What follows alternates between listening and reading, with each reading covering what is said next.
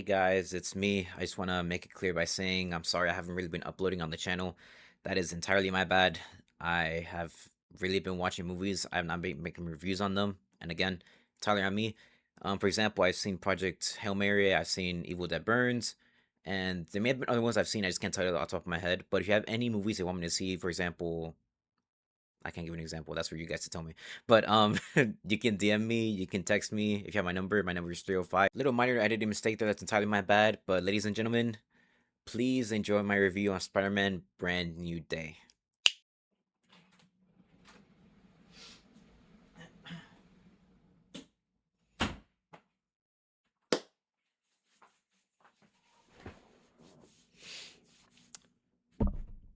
Where do I even begin, bro?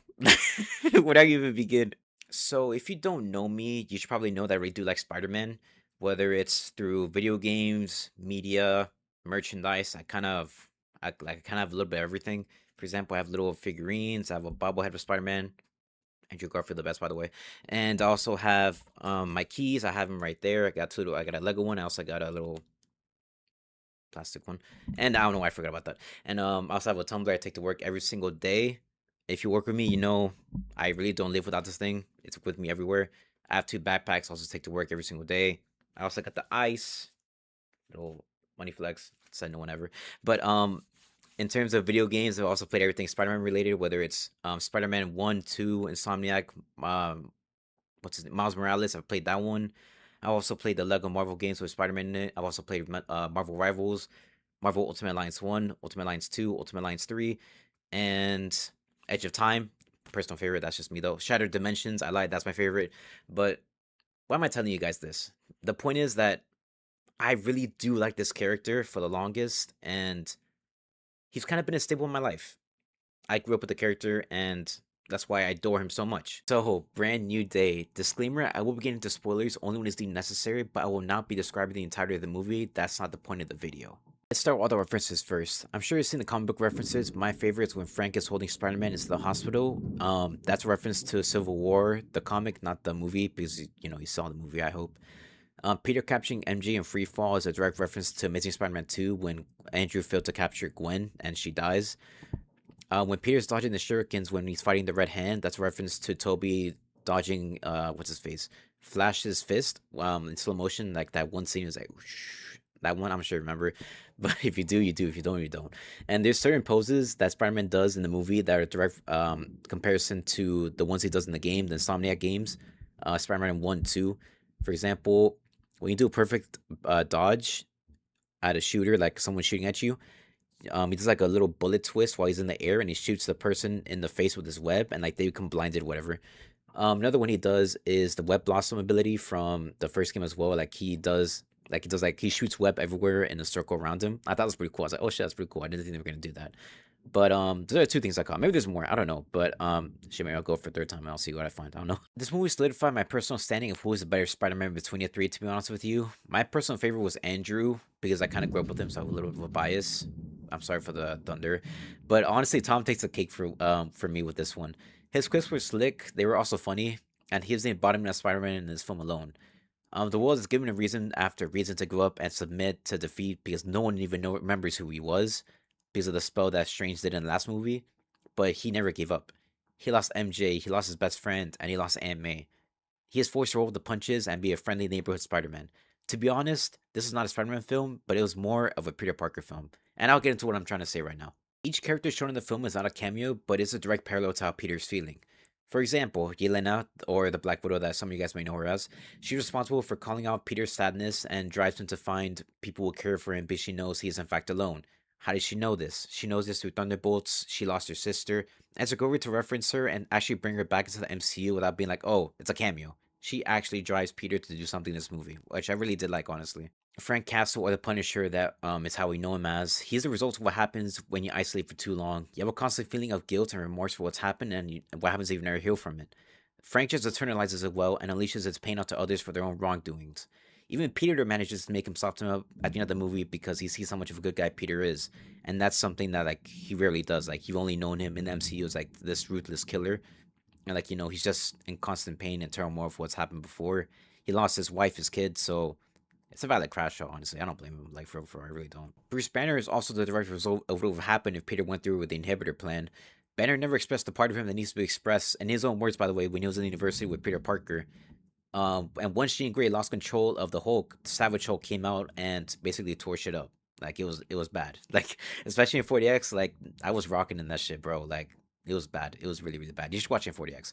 But anyways, it only took for him to see Peter as a friend, even though Strange conjured the spell that made everyone forget Peter Parker. Hulk didn't forget. That's all it took for him to calm down and submit. Banner ends up in the hospital, basically relapsing all the progress he once had to start again from zero. And I don't think anyone's really like seeing that. Like this dude was like had a reputation for being an Avenger, for being the peace holder and keeping everyone safe with the Avengers and keeping like the whole planet safe. But he went on a one wrong streak because of someone else, and he's back at zero. And that's a sad tale, honestly. And no one's really addressing that. It makes you kind of like I'm like, wow, it's like that's pretty big, bro. Jean Grey was a misguided soul, punished for being different and just wanting the only person to care about her back, which her own sister, Sarah Grey. After finding out Sarah was dead, she felt alone until she invades Peter's mind, calling his bluff about not knowing what it's like to be alone. And May gives Jean the maternal advice that she was never given. Just because you're different, the people will hurt you. And I think it's very true. But don't forget that you're loved not because you're special, but because you're you. That is your deepest responsibility. I was like, bro, on May, before she went, she's like, boom, boom. She's like, you know that meme of the guy writing down with fire? That's what I felt like. Like Emmy was like, I'm gonna drop one more banger before I go, bro. Like I was like, absolute writing, bro. Like and the most powerful one of all, which I feel like kind of hits all of us home, is MJ. Peter Parker was gonna tell her "I love you" to her before the spell happens, but MJ told him to wait until they meet again, and they meet after the spell happens, like literally days after, and Peter decides I'm not gonna break the truth to her because like I need to protect her. That's kind of why he never really told her. So 4 years passes. Peter still misses her, and she's back in New York City after graduating from college, but she has a boyfriend, as expected. It's been 4 years, and honestly, it's like that's life. He is obviously very shattered, and this is the direct catalyst that you see for his rebirth that happens later in the film. Her theme, and it kind of hurts saying this, but is that no matter how much you deeply care for someone, you cannot force them to stay, and that alone is very powerful. It's something we all really need to hear, whether you're grieving a loved one, a friend, or even a family member that you may have lost throughout the years. Like you can show so much love for someone, but it's really up to them, and it's whether they want to stay or not. Throughout the entire film, you see that Peter's losing control of the arachnid side of his DNA, which is the direct allegory to the guilt he has felt for losing MJ and MA, and for being alone, honestly. 4 years of being alone without a significant other, let alone friends, can break anyone, including Spider Man. He tries to suppress this using the inhibitor, which every character listed above has indirectly told him how dangerous it is since you're messing with yourself at a biological level, which also directly references depression, which I think was very clever. And honestly, the asking for help is never really wrong. That's why it reaches out to every single character in the plot, and they guide him slowly but surely to become Peter Parker and Spider-Man simultaneously. And it's beautiful. Like you see it happen when the longer the film goes on, it's like wow. It's so subtle, yet it's done perfectly. It's amazing. Every pun intended, bro. Every pun intended. Like I'm gonna eat that shit up. The last thing I want to point out was near the end of the film when the boy does the web shooting hand thing at Peter and he does it back to him.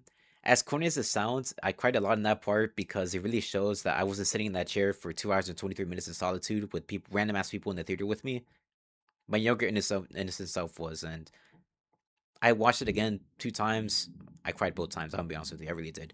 It shows a deeper understanding of how much Spider-Man is loved, no matter the age or gender. He is a symbol of hope for everyone, but even when times seem grim, whether everyone's going through their own personal thing, whether they go through it alone with people, there's people that look up to this dude, and I'm one of them. And seeing that part really did make me cry. Okay, let me lock in. Let me lock in. My bad, my bad, my bad. The theme of the movie is that no matter how strong you are, you're not meant to get through life alone. Sometimes all someone needs to hear is someone else say, I'm here for you, and that is enough for them. Even when life takes everything from you and you're left standing alone, it doesn't take away your chance to begin again. Every day is a brand new day. Hope you guys enjoyed this video. Have a great rest of your day, night, whatever you're doing. DiuhViews out.